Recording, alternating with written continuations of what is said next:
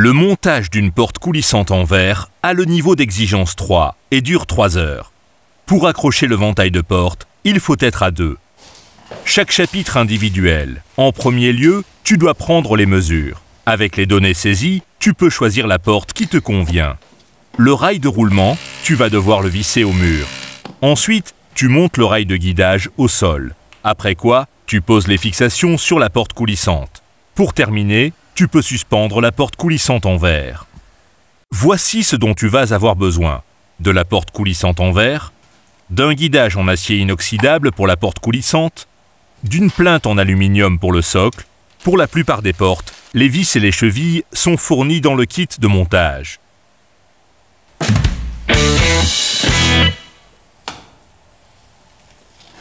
Si, chez toi, une porte normale était montée, il va éventuellement falloir que tu crépisses encore la baie de porte. Tiens compte de la durée de séchage de ton crépi.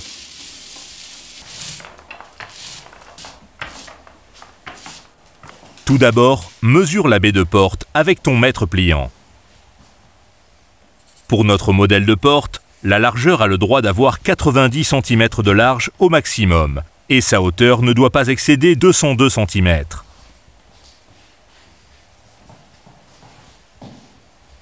Vérifie, avec le niveau à bulle, si les murs sont bien d'aplomb et si le sol est plane.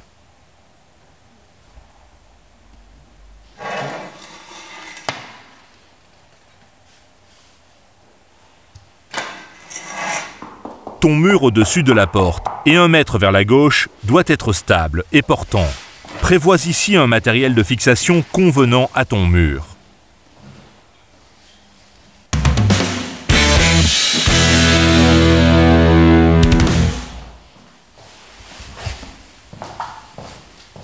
Étale de lin tissé pour peintre sur le sol pour que rien ne puisse être égratigné. Nous te montrons le montage en prenant l'exemple de cette porte en verre avec profilé en acier inoxydable.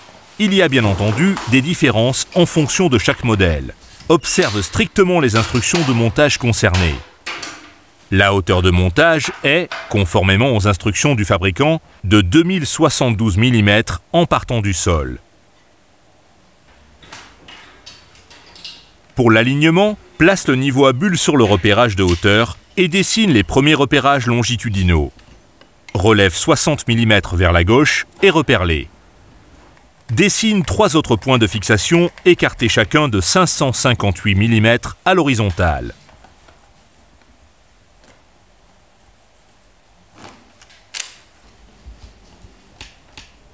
Maintenant, tu peux percer les trous de fixation.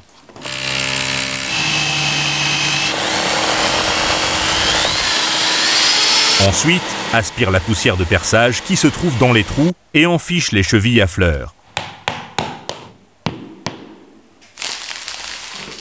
Maintenant, tu visses le rail de roulement, tout d'abord sur l'extrémité de gauche et de droite. Ce faisant, mets en place les caoutchoucs bloc-porte.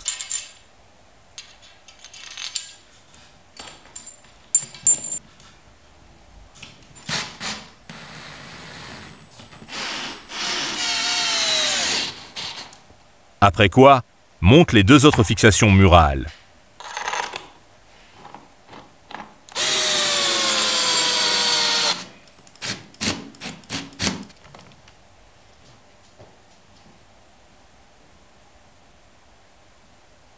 Ensuite, tu mesures en partant du bord d'un tradeau de droite 910 mm vers la gauche.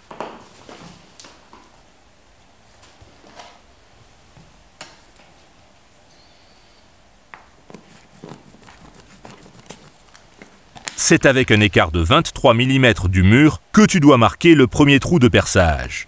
Pour dessiner le deuxième trou de perçage, il ne te reste plus qu'à y poser le guidage au sol.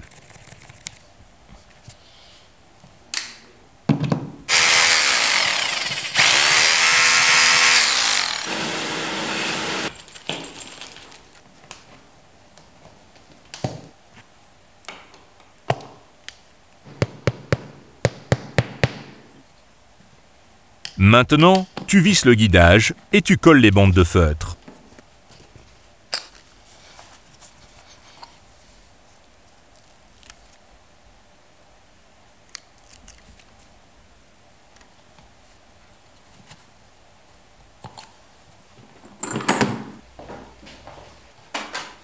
Pour travailler sur la porte en verre, le mieux, c'est que tu la poses sur 2 chevalets.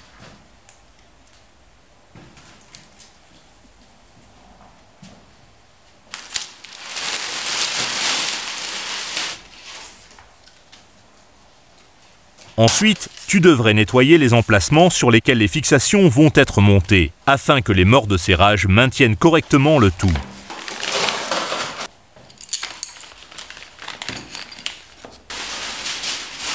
Les 2 fixations doivent dès à présent être placées et fixées directement dans les orifices prévus à cet effet sur la porte.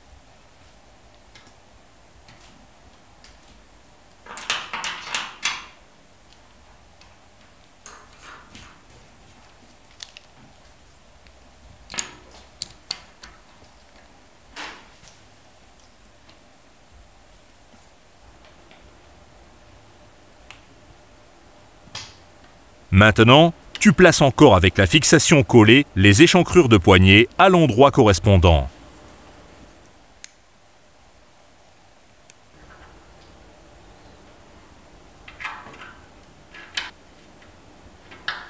Terminé.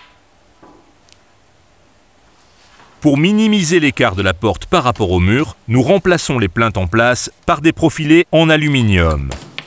Nous les raccourcissons aux dimensions souhaitées et les collons au mur.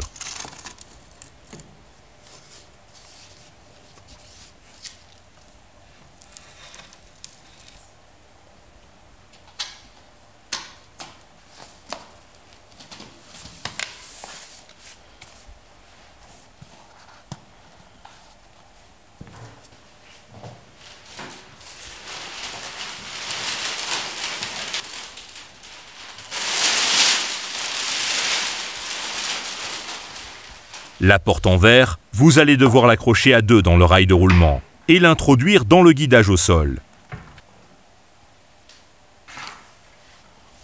Il suffit d'en ficher la protection anti-soulèvement dans les fixations murales.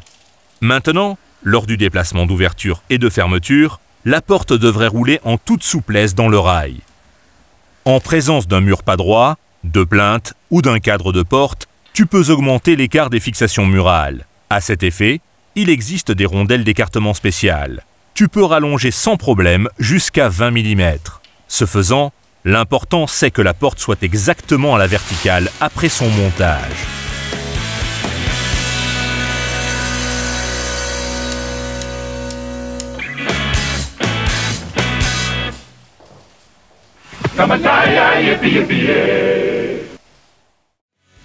Tu vas trouver ici davantage d'astuces et d'informations. Encore plus de projets? Abonne-toi à Hornbach pour ne plus rien manquer.